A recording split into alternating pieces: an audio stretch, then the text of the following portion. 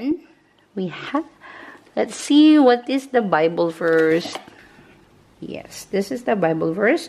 Luke 1:46.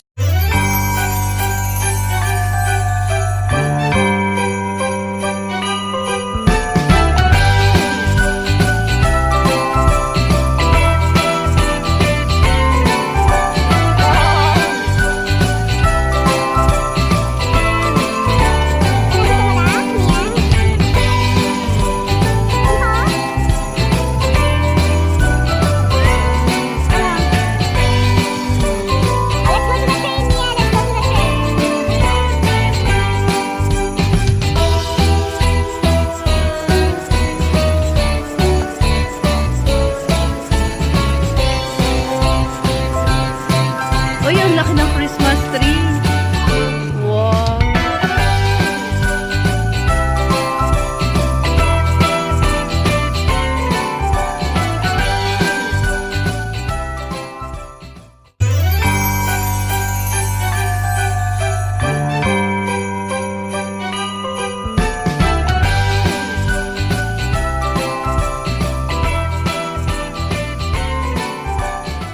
Merry Christmas from the Quetz!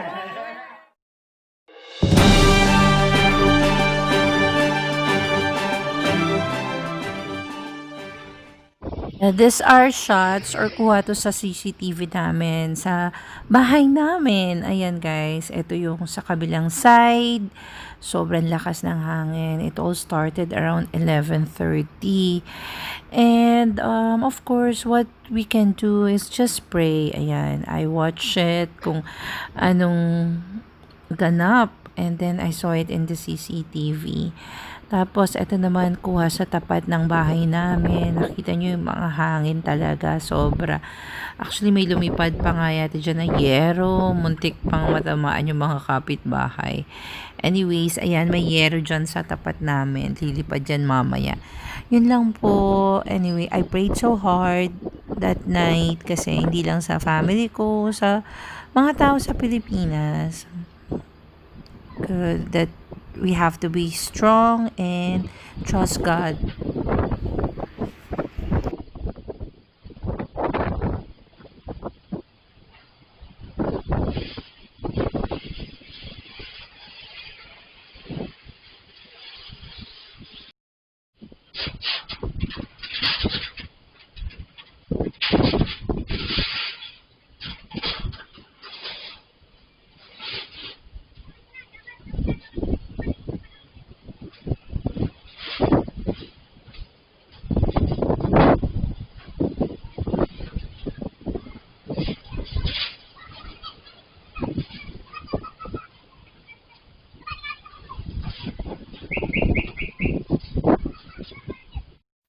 Actually, nung umaga, ganito sila. So, parang normal lang, makulimlim lang. Ayan, they're having their breakfast. Tapos, play-play lang sila in the midday. I know, si Mia, mayroong tinatago doon. Ayun. Kita na nyo ba yun? That is actually Oreo. Dinamitan nila si Oreo. This is what boredom can do. Ayan. And finally, the sun is up. Pero let's keep on praying for one another kasi maraming nasalanta ng bagyo. Grabe siya. Back-to-back na bagyo. Prayer for all who's affected. Stay strong and keep the faith, guys. It's the most beautiful time of the year. Lights fill the streets, spreading so much cheer. I should be playing in the winter snow, but I'ma be under the mistletoe. I don't wanna miss out on a holiday, but I can't stop staring at your face. I should be playing.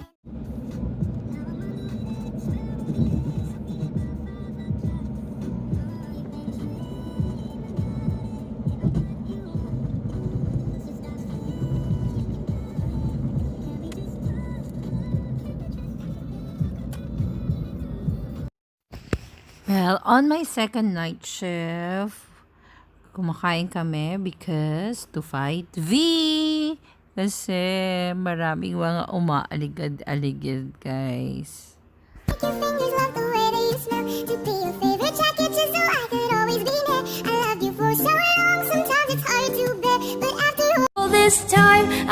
hope you wait and say, love you. Sometimes it's hard to bear, but after all this time, I hope you wait and say, love you every day.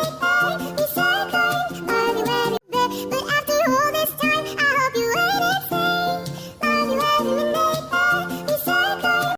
November 15, guys. I'm off. So, I'm video chatting with my munchkins. Ayan sila, guys. Mem is playing the DJ. Fast forward muna tayo, guys, sa December. Let's open our advent calendar. Yes, guys. It's day 8 of our advent calendar. O, diba? Let's see what's in store for us. Continuation of our story. Bible story. Let's see. Okay, there you go. It's still Luke 1 from 51 to 56. Mary's Song of Praise, the Magnificat. Verse 51 of Luke 1 says, He has shown strength with his arm. He has scattered the proud in the thoughts of their hearts. He has brought down the mighty from their thrones and exalted those of humble estate.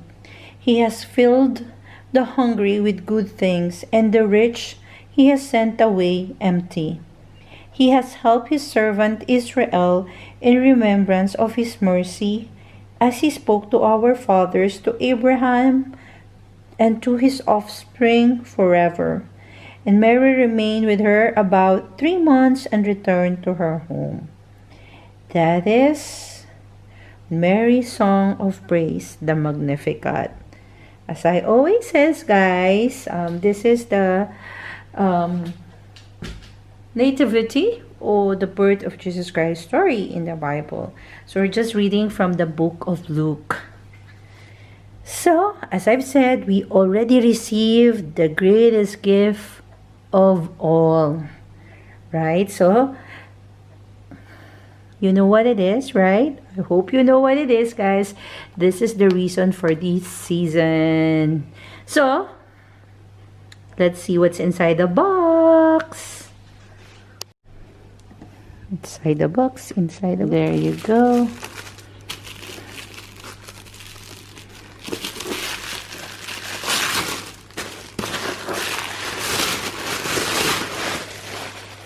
Let's open this.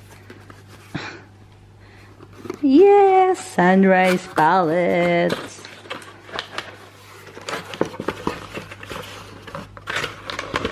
Grabe yung packaging, diba? Panalo ever. Okay. That is the Natasha Denona Sunrise Palette.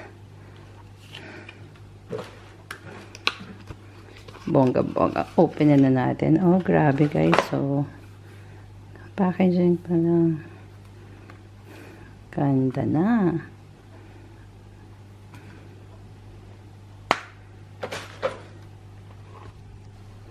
And there you go, guys. That's our day 8 Advent calendar gift. Yahoo! Remember to always be a blessing to others. I miss you, munchkins. And I'll see you all in the next video. Bye for now.